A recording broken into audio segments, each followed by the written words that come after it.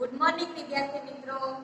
આજે આપણે ધોરણ 7 વિષય વિજ્ઞાન પાઠ 1 જેનો વિષયાંક છે વનસ્પતિમાં પોષણ એના વિશેના આપણે અગાઉ બે ભાગ જોઈ લીધા। હવે આપણે ત્રીજા ભાગમાં એનાથી આગળ જઈશું। પહેલા અને બીજા ભાગમાં આપણે પોષણના પ્રકારો, સ્વાવલંબી પોષણ, પરાવલંબી પોષણ અને પ્રકાશ સંશ્લેષણની પ્રક્રિયા, એનું સમીકરણ, પછી હરિતદ્રવ્ય, રંજક દ્રવ્ય, યજમાન, ફૂગ, મશરૂમ, મૃતોપજીવી, પરોપજીવી આ બધા વિશે આપણે અગાઉના લેક્ચરમાં અભ્યાસ કરી ચૂક્યા છીએ। તો હવે આગળ આપણે અભ્યાસ કરીશું। એમાં પહેલો પોઈન્ટ છે પ્રવૃત્તિ 1.2। હવે તમારી બુકમાં પ્રવૃત્તિ 1.2 આપેલી છે।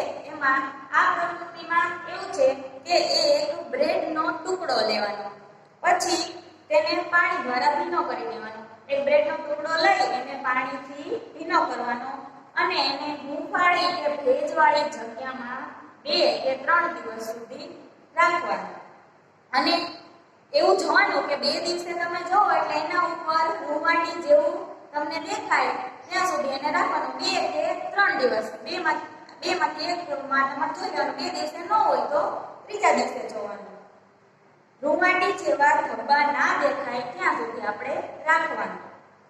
આ ધબ્બા સફેદ, લીલા, કથ્થાઈ કે બીજા અન્ય રંગના પણ હોઈ શકે। હવે આના ઉપર જે તમને ધબ્બા જોવા મળે એ સફેદ હોય, લીલા હોય, કથ્થાઈ હોય કે અન્ય રંગમાં પણ તમને જોવા મળે। આ ધબ્બાને સૂક્ષ્મદર્શક યંત્ર અથવા તો બિલોરી કાચમાં નિહાળો। હવે આ ધબ્બા છે એ તમને સીધા તો નહીં જ આમ ચોખ્ખા ક્લિયર નહીં દેખાય, એટલે તમારે એને સૂક્ષ્મદર્શક યંત્રની મદદથી જોવાના। મોટા ભાગે તમને બ્રેડના ટુકડા પર રૂ જેવા તાંતણા જોવા મળશે। એટલે તમે જ્યારે સૂક્ષ્મદર્શક યંત્રની મદદથી એનું નિરીક્ષણ કરશો એટલે તમને મોટા ભાગે બ્રેડની ઉપર રૂ જેવા તાંતણા તમને દેખાશે। તો આ પ્રવૃત્તિમાં પહેલા તો એક બ્રેડ લઈ લેવાની, એને પાણી વડે ભીની કરી દેવાની, પછી 2-3 દિવસ સુધી એને રાખવાનું કે જ્યાં સુધી એની ઉપર ધબ્બા દેખાય નહીં। એ ધબ્બા ગમે તે કલરના હોય, લાલ હોય, લીલા હોય, કથ્થાઈ હોય, સફેદ હોય, ગમે તે પ્રકારના ધબ્બા જોવા મળશે। અને એને આપણે શું કરવાનું? સૂક્ષ્મદર્શક યંત્રની મદદથી જોવાનું। એટલે આ પ્રવૃત્તિ આખી કરતા છેલ્લેનો નિર્ણય એવો મળે કે જે આપણે વાસી બ્રેડ લીધેલી છે એના ઉપર ફૂગ જોવા મળે છે, જેની ઉપર સફેદ કે ગમે તે કલરનું રૂમાટી જેવા તાંતણા દેખાય છે ને, રૂ જેવા, એ બધા શું છે? ફૂગ છે। જો તમે આકૃતિ 1.8માં બ્રેડ પર ફૂગ, જો આ બાજુ બ્રેડ દર્શાવેલી છે અને પછી સૂક્ષ્મદર્શક યંત્રમાં જે જોવાય છે એનું મોટું ચિત્ર આપેલું છે કે તમને કેવા તાંતણા દેખાય છે એ તમે આકૃતિ જોઈને કહી શકશો કે આપણે જે પ્રવૃત્તિ કરી એમાં દર્શાવ્યા મુજબ જ આપણને અવલોકન કરતા નિર્ણય મળે, ફૂગ જોવા મળે છે। આ સજીવોને ફૂગ કહેવાય છે। તો આ જે ઉપર સજીવ છે એને કહેવાય ફૂગ। રૂ જેવા તાંતણા ઉપર દેખાય છે, આ સજીવને કહેવાય ફૂગ। તેઓ જુદા પ્રકારે પોષણ મેળવે છે। તેઓ મૃત અને સડી ગયેલ પદાર્થો પર પાચક રસોનો સ્ત્રાવ કરે છે। આ સજીવ છે એ અલગ પ્રકારે જ પોષણ કરે છે। જે મૃત એટલે કે મરી ગયા હોય અને સડી ગયેલા આ જે પદાર્થો છે એના ઉપર પાચક રસનો સ્ત્રાવ કરે છે અને દ્રાવણમાં ફેરવે છે। પછી તેઓ તેમાંથી પોષક તત્વોને શોષે છે। પહેલા તો મૃત કે સડી ગયેલા પદાર્થોમાંથી પાચક રસનો સ્ત્રાવ કરે અને પછી એને દ્રાવણમાં ફેરવે અને પછી તે પોષક તત્વોને શોષી લે છે। આવા પ્રકારનું પોષણ કે જેમાં મૃત અને સડી ગયેલ પદાર્થોના દ્રાવણમાંથી પોષણ મેળવાય તેને મૃતોપજીવી પોષણ કહેવાય છે। જે મૃત કે સડી ગયેલા પદાર્થોમાંથી જે પોષણ મેળવાય એને કહેવાય મૃતોપજીવી પોષણ। મૃતોપજીવી પોષણની વ્યાખ્યા પૂછે તો તમારે લખવાનું કે મૃત અને સડી ગયેલ પદાર્થોના દ્રાવણમાંથી મેળવે તેને મૃતોપજીવી પોષણ કહે છે. સરળ રીતે તમારે એટલું યાદ રાખવાનું કે મૃત અને સડી ગયેલા પદાર્થમાંથી મેળવે એને કહેવાય મૃતોપજીવી પોષણ. આગળ આપણે સ્વાવલંબી પોષણ, પરાવલંબી પોષણ, પછી એક પરોપજીવી પોષણ અને મૃતોપજીવી પોષણ. જે વનસ્પતિ મૃતોપજીવી પોષણ પદ્ધતિ ધરાવે છે તેને મૃતોપજીવી કહે છે. જે વનસ્પતિ મૃતોપજીવી પોષણ ધરાવતું હોય એને કહેવાય મૃતોપજીવી. સ્વાવલંબીના તમને આવડે છે, પરપોષી કે પરાવલંબી પોષણના પણ તમને ઉદાહરણ મળી શકે. તો મૃતોપજીવીમાં પણ હવે તમે કહી શકો કે આ જે વનસ્પતિ કે આ કોઈ પણ પ્રકારનું છે એ મૃતોપજીવી પોષણ ધરાવે છે. અથાણા, ચામડા, કપડા કે બીજી ઘણી વસ્તુઓ કે જે ગરમ કે હૂંફાળી જગ્યાઓ પર લાંબા સમયથી પડી હોય તેની ઉપર ફૂગ ઉગે છે. જો હવે અથાણામાં તમે ખાસ જોયું હશે કે લાંબો સમય સુધી આમ પેક અને એક જ જગ્યાએ હૂંફાળી કે ગરમ જગ્યાએ તમે એને રાખ્યું હોય અને ઘણા સમય બાદ તમે એને ખોલો એટલે ઉપર તમને સફેદ કલરની ફૂગ જોવા મળશે. સફેદ તો હોય જ એમાં અથાણામાં. ઘણો ટાઈમ પડ્યો રહે ને એટલે તમને તરત જ એની ઉપર ફૂગ પડેલી જોવા મળશે. એવી જ રીતે ચામડા, કપડા અને એવી તો બીજી કેટલીક વસ્તુ હોય એને જ્યારે ગરમ કે હૂંફાળી જગ્યામાં લાંબો સમય સુધી રાખવામાં આવે અને પછી એને ખોલીએ ત્યારે એની ઉપર શું જોવા મળે? આપણને ફૂગ જોવા મળે છે. હવે પહેલી એ જાણવા આવ્યું છે કે વર્ષા ઋતુમાં તેણીના સુંદર જૂતા જે તે ખાસ પ્રસંગમાં જ પહેરતી તે ફૂગના કારણે ખરાબ થઈ ગયા. એ જાણવા ઈચ્છે છે કે વર્ષા ઋતુમાં અચાનક જ કેમ ફૂગ જોવા મળે છે. હવે આ ફૂગ છે એ વર્ષા ઋતુમાં જ વધારે જોવા મળે. હવે એને એવું એક ઉદાહરણ આપ્યું કે મારા જે ચપ્પલ છે એ ખાસ પ્રસંગમાં જ પહેરતી હતી તો એ જે વર્ષા ઋતુના સમયગાળા દરમિયાન ખરાબ થઈ ગયા. તો એને એવો પ્રશ્ન થયો કે આ જે થાય છે એ બધું વર્ષા ઋતુમાં જ કેમ થાય છે? તો બુજો કહે છે કે એકવાર તેના દાદાએ તેને કહ્યું હતું કે તેના ઘઉંના ખેતરો ફૂગના કારણે ખરાબ થયા. તો પાછો બીજો પ્રશ્ન થયો. એક છોકરાએ એવું કીધું કે મારા દાદા તો મને એવું કહેતા હતા કે આપણા ઘઉંનું ખેતર હતું, ઘઉં વાવેલા હતા અને એમાં ફૂગ આવી ગઈ એટલે એના કારણે આપણા ઘઉં છે એ ખરાબ થઈ ગયા. તેણે જાણવું છે કે શું ફૂગ રોગ પણ કરે છે? હવે ઘઉં ઉપર ફૂગ આવી એટલે આપણને તો એવો પ્રશ્ન થાય ને કે એનાથી આપણને કઈ રોગ થઈ શકશે? તો પહેલીએ કહ્યું કે યીસ્ટ અને મશરૂમ જેવી ફૂગ ઉપયોગી છે. યીસ્ટ અને મશરૂમ નામની જે બે ફૂગ છે એ ખોરાકમાં ઉપયોગમાં લેવામાં આવે છે. પરંતુ કેટલીક ફૂગ વનસ્પતિ, પ્રાણીઓ અને મનુષ્યમાં રોગ પણ કરે છે. જો કેટલીક ફૂગ એવી પણ છે કે જે વનસ્પતિને, પ્રાણીઓને નુકસાન પણ કરે છે, મનુષ્યમાં રોગ પણ કરે છે. કેટલીક ફૂગ દવા તરીકે પણ વપરાય છે. તો એમાંની કેટલીક ફૂગ એવી પણ છે કે જે દવા તરીકે ઉપયોગમાં લેવાય છે. તો ફૂગ આપણને બે રીતે છે કે ફૂગ એક રીતે આપણને ફાયદાકારક પણ છે અને એક રીતે નુકસાનકારક પણ છે. જો રોગની દવા માટે પણ વપરાય છે. યીસ્ટ અને મશરૂમ છે એ ખોરાક તરીકે પણ આપણે ઉપયોગમાં લઈએ છીએ. અને એનાથી વિરુદ્ધ કે ફૂગથી શું થયું? ઘઉંના ખેતરોનું નુકસાન થયું. પછી વર્ષા ઋતુમાં જે ચપ્પલ હોય એના ઉપર ફૂગના કારણે, ચામડાના ચપ્પલ હોય ફૂગના કારણે ખરાબ થઈ જાય છે. તો આપણે પહેલા જોયું કે અથાણા, ચામડા અને કપડા એને ગરમ કે હૂંફાળી જગ્યામાં વધારે લાંબા સમય સુધી રાખવાથી એના ઉપર ફૂગ જોવા મળે છે અને પછી એ વસ્તુ ખરાબ થઈ જાય છે. તો એના કારણે જે વસ્તુ છે એ બગડી જાય છે. એટલે ફૂગ ફૂગ આપણને નુકસાનકારક પણ છે અને ફાયદાકારક પણ છે. તો ફાયદાકારકમાં તમે દવામાં ઉપયોગમાં લઈ શકો છો, ખોરાકમાં ઉપયોગમાં લઈ શકો છો એવું લખવાનું, અને નુકસાનકારકમાં બે ઘઉંના ખેતર અને જે અથાણા ને એના લીધેથી ચામડાના લીધેથી ચપ્પલ ખરાબ થઈ જાય છે. વર્ષા ઋતુ દરમિયાન તે ઘણી વસ્તુઓ ખરાબ કરે છે. વર્ષા ઋતુના સમયમાં જ ખૂબ વધારે જોવા મળે અને ત્યારે જ બધી જે આપણી ચીજ વસ્તુ કે કોઈ પણ ખોરાકની વસ્તુ છે એ બગડી જાય છે. તમારા માતા પિતાને ફૂગ દ્વારા ઘરમાં રહેલા જોખમ વિશે પૂછો.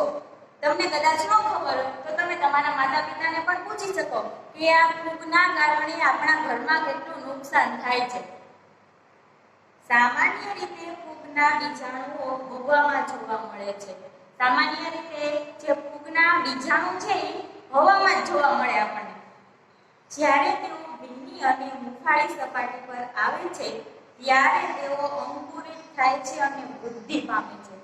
હોય છે ત્યાં હવામાં જ, પણ જ્યારે એને ગરમ કે હુંફાળું વાતાવરણ મળે, એની સપાટી ઉપર આવે ત્યારે એમાં શું થાય? વૃદ્ધિ થાય, અંકુરિત થાય એટલે મોટું થાય.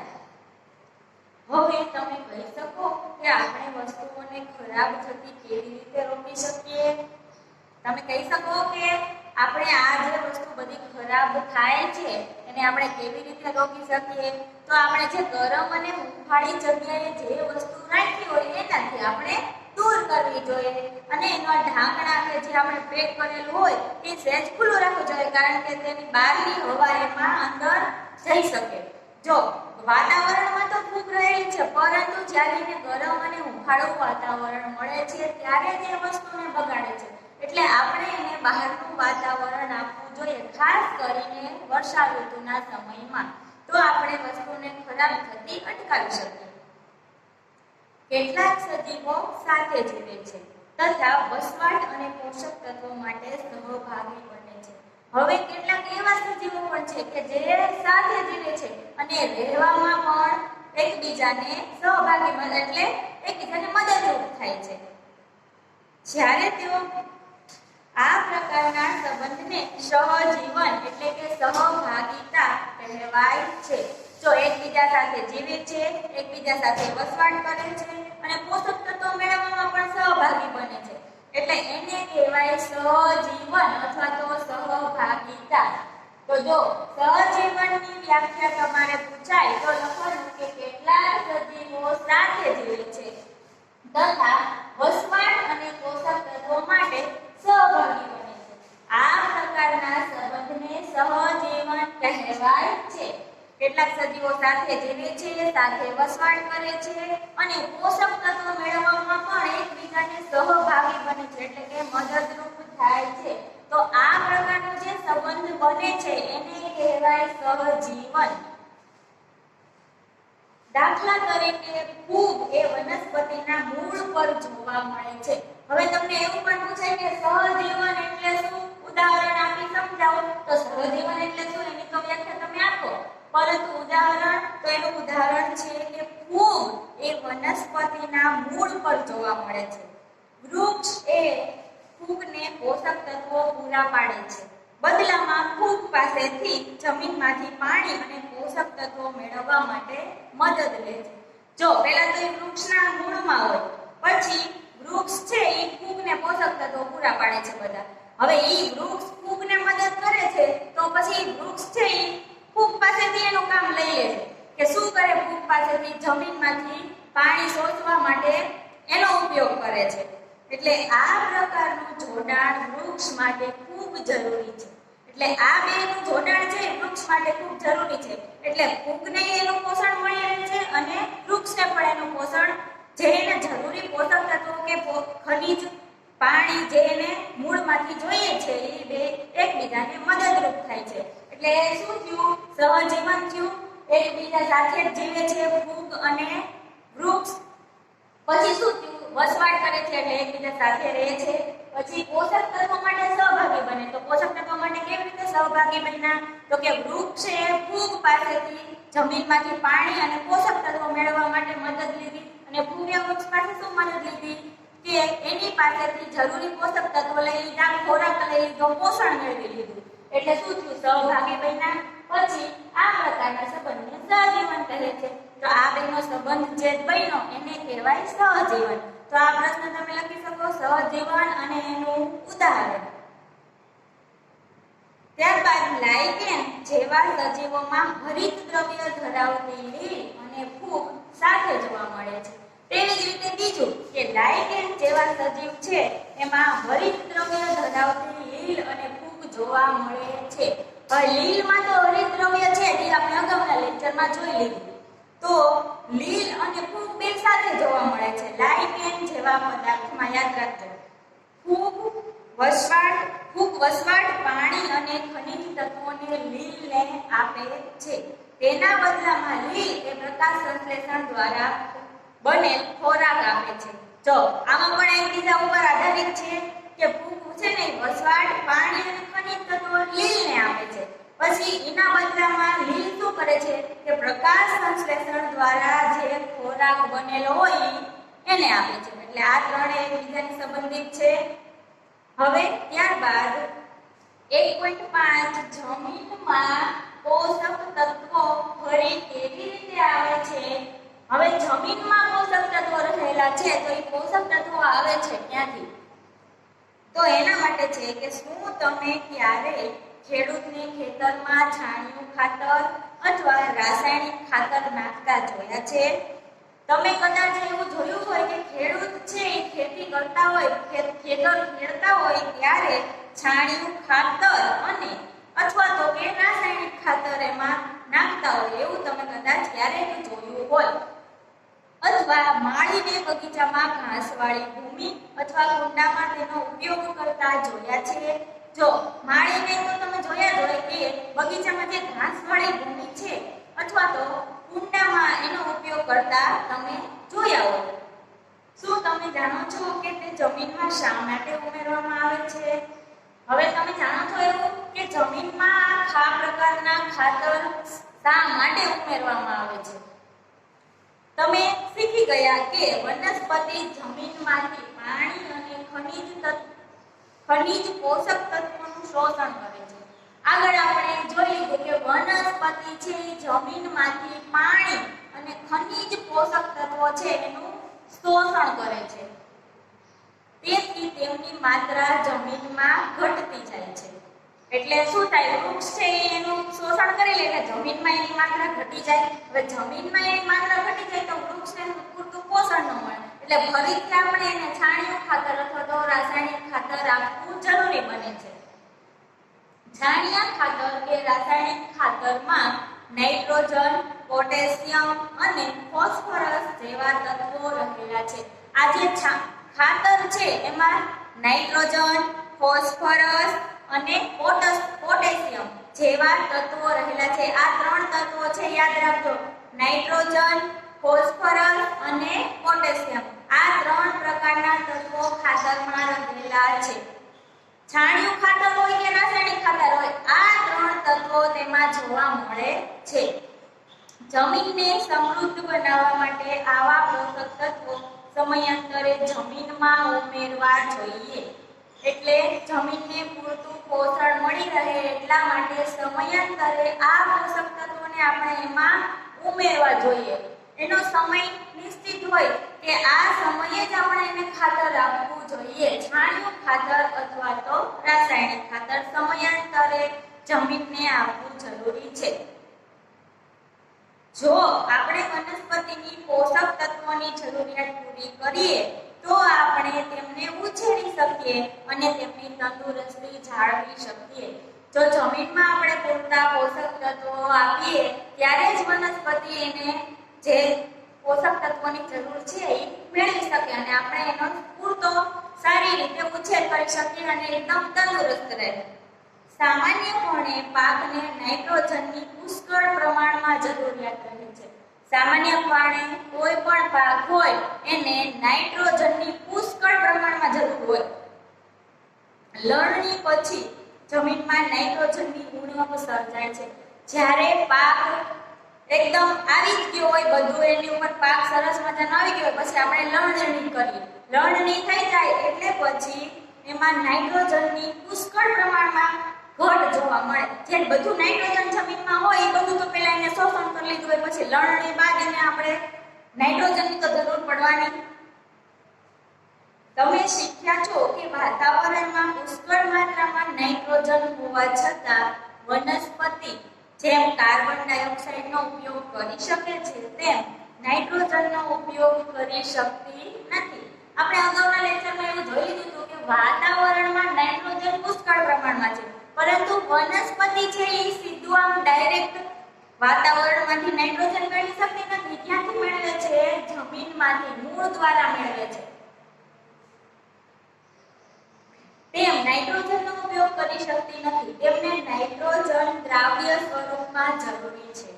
રાઇઝોબિયમ જેવા બેક્ટેરિયા વાતાવરણમાંનો નાઇટ્રોજન લઈ શકે છે અને તે દ્રાવ્ય સ્વરૂપમાં ફેરવી શકે છે. રાઇઝોબિયમ નામનું જે બેક્ટેરિયા છે એ એક જ એવું છે કે વાતાવરણમાંનો જે નાઇટ્રોજન છે એ લઈ શકે છે અને એને દ્રાવ્ય સ્વરૂપમાં ફેરવે છે. પરંતુ રાઇઝોબિયમ પોતાનો ખોરાક બનાવી શકતા નથી.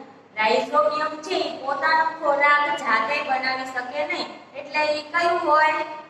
સ્વાવલંબી તો હોય જ નહીં, પોતાનો ખોરાક જાતે બનાવતું જ નથી. તેથી તે ચણા, વટાણા, મગ, વાલ તથા બીજા કઠોળના મૂળમાં વસવાટ કરે છે. જો ચણા, વટાણા, વાલ, મગ આ જે છોડ હોય ખેતરમાં જ્યાં ઉગાડ્યા હોય આટલા છોડ ચણા, મગ, વાલ એના મૂળમાં રહે રાઇઝોબિયમ નામનું બેક્ટેરિયા અને તેમને નાઇટ્રોજનનો પુરવઠો પૂરો પાડે છે. હવે આપણે એક એવું જોયું કે વનસ્પતિ છે એ વાતાવરણમાંથી સીધો નાઇટ્રોજન મેળવી શકતી નથી, તો શું થાય? એ મૂળમાંથી લે છે નાઇટ્રોજન. એટલે આ જે રાઇઝોબિયમ નામનું બેક્ટેરિયા છે એ આટલા કઠોળના મૂળમાં રહે છે. હવે રાઇઝોબિયમ છે એ નાઇટ્રોજનને સીધું વાતાવરણમાંથી લઈ શકે છે. રાઇઝોબિયમ નામનું બેક્ટેરિયા એક એવું છે કે વાતાવરણમાંથી સીધો નાઇટ્રોજન મેળવી શકે. તો એ નાઇટ્રોજન મેળવશે વાતાવરણમાંથી, પછી મૂળમાં વસવાટ કરશે.